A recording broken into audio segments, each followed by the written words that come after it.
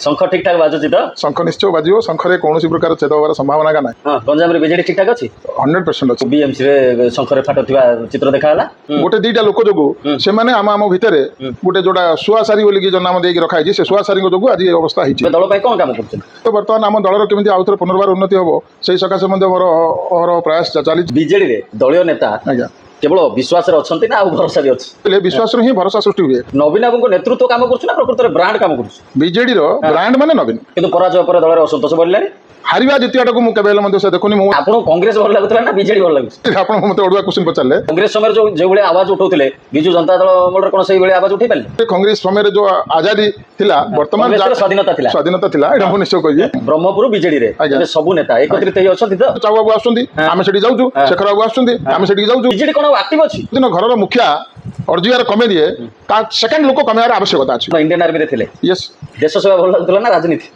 जो बयस रे एन्जॉयमेंट करंती पिला माने से बयस रे मु जाईची चाकरी करछि विक्रम बाबू जेल जा पर एबे संगठन दुर्बल जाई छी विक्रम सेना थिला आ सही विक्रम सेना तयारी हबो आपन पत्नी कॉर्पोरेटर अछि आपन केते सहयोग करछन मु सहयोग करछु बोली मु कहले कोन अछि पत्नी कॉर्पोरेटर होंदी किंतु स्वामी माने कंट्रोल करंदी स्वामी माने कंट्रोल करंती स्वामी माने प्रतिनिधित्व करंती बीजेडी रे आ भविष्य अछि तो दुनिया रे भविष्य कार नाही बोली कि नाही खाली कोन ट्रैक चेंज करियो ट्रैक चेंज काई हबो जय नवीन जय पंडियान कांग्रेस ना बीजेडी और घर कांग्रेस रो आरंभ हितिला चंद्रशेखर स्वामी ना विक्रम पंडा नमस्कार न्यूज विथ असित को स्वागत आज आलोचना रे जोड़ी होचंती बीजू जनता दल रा नेता श्रीजुक्त दुर्गा प्रसाद पंडा दुर्गा बाबू कार्यक्रम को आपन स्वागत धन्यवाद थैंक यू स्वास्थ्य भल अछि बहुत भल अछि मु सब बेले सुस्थ रहे हां आ सब बेले हंस खुशी रे रहे जेहेतु मोर भगवान को दयारु कोविड पर कोविड रे मुटी सीरियस थिली किंतु परवर्ती काल बहुत भल अछि मोर घर मध्ये समस्त सुस्थ अछंती शंख ठीक ठाक बाजुची तो शंख निश्चय बाजियो शंखरे कौन प्रकार छेद होवार संभावना का नाही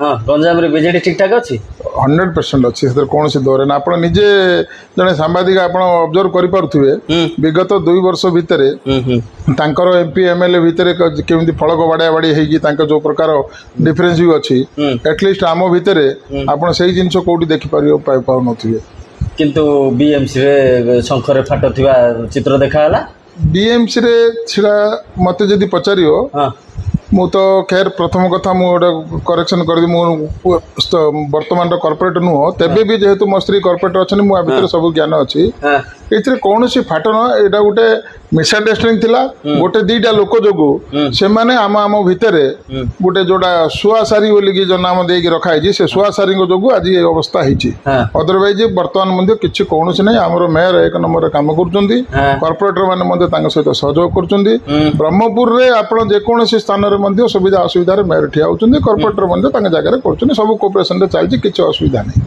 आपण एबे दल पय कोन काम करचंदी दल पर मु बर्तमान डिस्ट्रिक्ट सोशल मीडिया कोऑर्डिनेटर अच्छी ता सहित बर्तमान आम दलर केमिति आउथर पुनर्बार उन्नति होबो सेही सकाशे मध्ये मोर और प्रयास चालीची सोशल मीडिया रे मते आपण माने देखुथिबे फील्ड ऊपर मध्ये आपण देखुथिबे मोर डेली ड्यूटी सकाळ 6 रे हाफ पैंट पिंधि मो वार्ड रे बोलिबी 11 घंटा पर्यंत मो वार्ड रे रही 11टा पर जदि ऑफिस काम अच्छी ऑफिस को जीवी तापर उपरली पुणी 6टा रु 8टा पर्यंत वार्ड भितर बोली मोर वार्ड हैला सब किछि सत कहबे आज्ञा बीजेडी रे दलीय नेता आज्ञा केवल विश्वास रे अछंती ना आ भरोसा भी अछि निश्चय जो देखो जदि विश्वास रे जदि अछि आपण कहले विश्वास रे ही भरोसा सृष्टि हुए आ जोटे भरोसा थाए सेठी विश्वास निश्चय थिबो दीटा जाको गोटे मार पिला विश्वास एंड भरोसा विश्वास भी अछि भरोसा भी अछि पुनर्बार बीजेडी विल कम बैक आउ निश्चित रूपे ओडिशार जन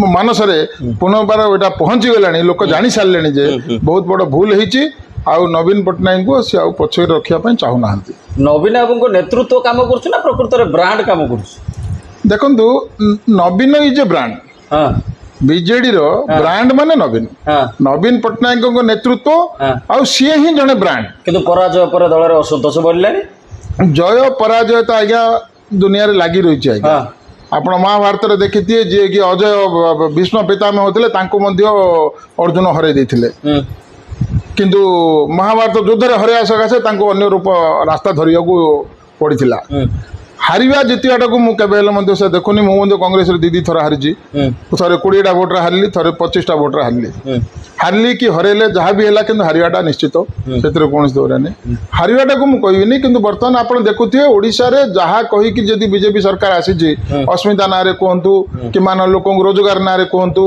300 यूनिट बिजुली कथा कहतु 3500 भत्ता कथा कहतु जहाँ तांके कहीकि आसते सबुथिरे से संपूर्ण विफल जगन्नाथ मंदिर धाड़ी दर्शन कथा कहतु कि जगन्नाथ मंदिर तुम सोना रूपा गणिती मणिती कथा कहतु आज मुझे शुणा तो पाइले कौन से क्या आरेस्ट करेंगे तादे कौन डुप्लिकेट सुना भरिकी भरणा पोषण करके रखी छाड़ी बोलिकी एक कथा मुझे शुणा पाइले हेल्ले ये जिनस सारा ओडिशा आज्ञा जानी सारानी जे बीजेपी आउ कि ना अस्तित्व नहीं तार गछर खाली गंडीटा ऊपर को थुआई मूल तार कटिगला आपन कांग्रेस भल लगुला ना बीजेडी भल लगुच देखो कांग्रेस रु मोर राजनीति आरंभ होईची से आपण मत ओडुआ क्वेश्चन पचारे कांग्रेस रु मोर राजनीति आरंभ होईची कांग्रेस रे रहीकरी मु बहु बार मध्य दुई थर मु डिफिट होईची केवल इलेक्शन गोटे तो क्राइटेरिया नुह जनसेवा करिया सकाशे कोउट ना कोउठे आमको पद पदवीर आवश्यकता अच्छी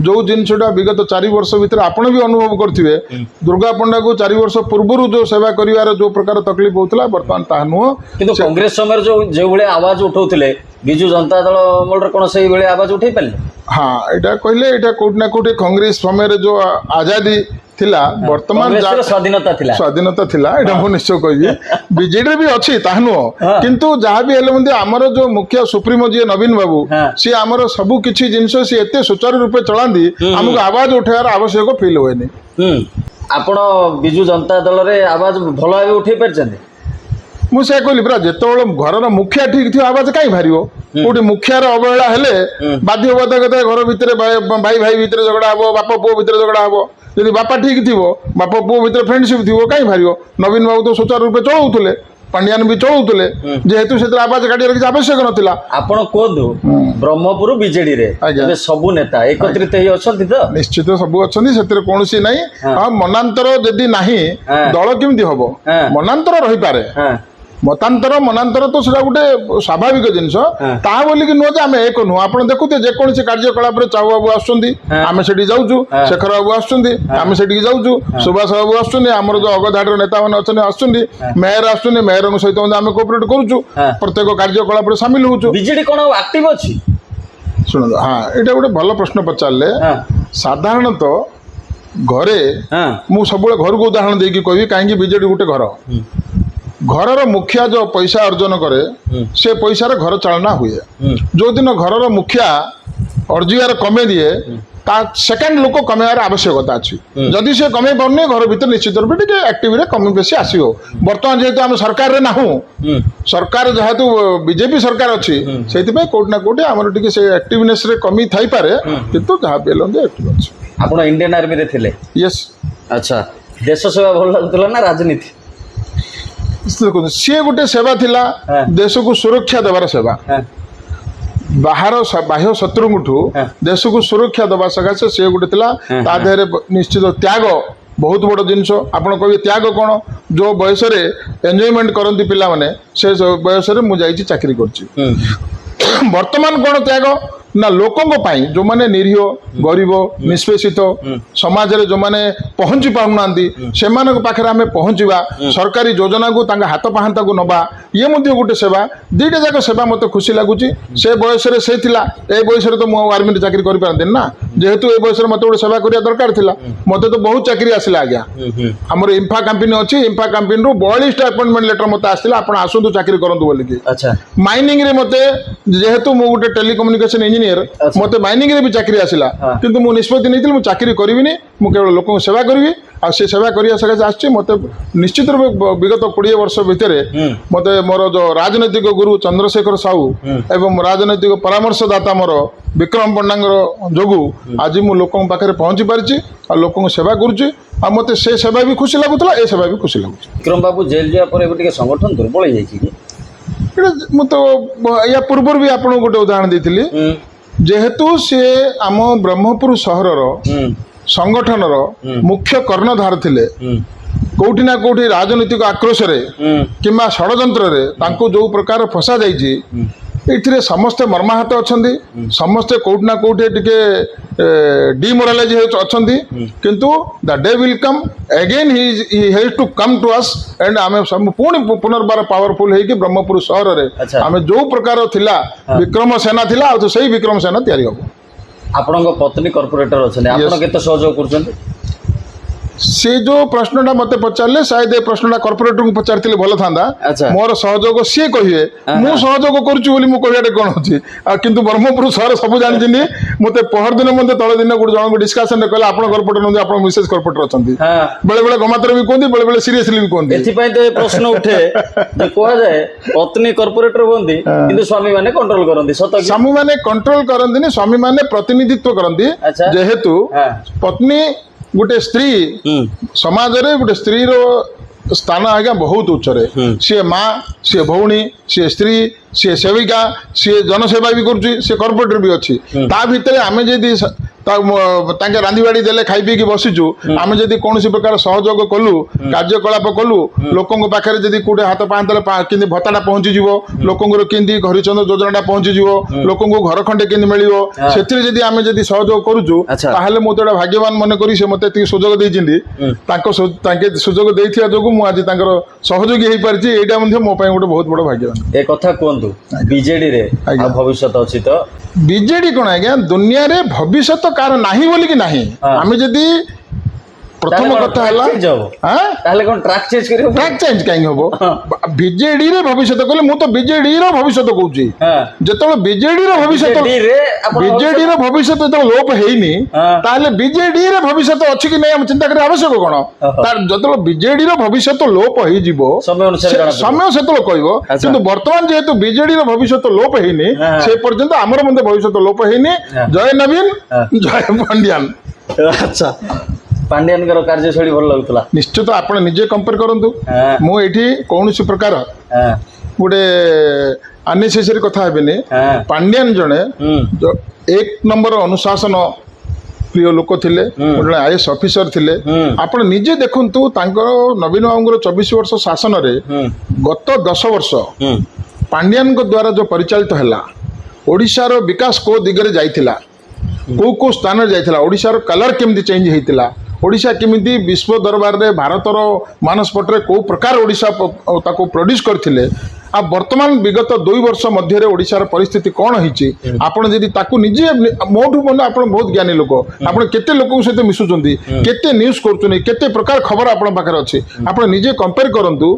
24 ବର୍ଷ ନବୀନ ପଟ୍ଟନାୟକଙ୍କର ଓଡ଼ିଶା ଶାସନ ଭିତରେ 10 ବର୍ଷ ପାଣ୍ଡିଆନଙ୍କର ସହଯୋଗ ଏବଂ ବର୍ତ୍ତମାନ ମୋହନ ମାଝୀ ସାର୍ଙ୍କର ଯୋଉ 2 ବର୍ଷର ସରକାର, ଏ ଦୁଇଟା ଭିତରେ ଆପଣ ଡିଫରେନ୍ସ ନିଜେ ନିଜେ ଦେଖୁଥିବେ। ଯୋଉଟା ମୋତେ କହିବାର ଆବଶ୍ୟକ ନାହିଁ, ଲୋକ କହୁଛନ୍ତି।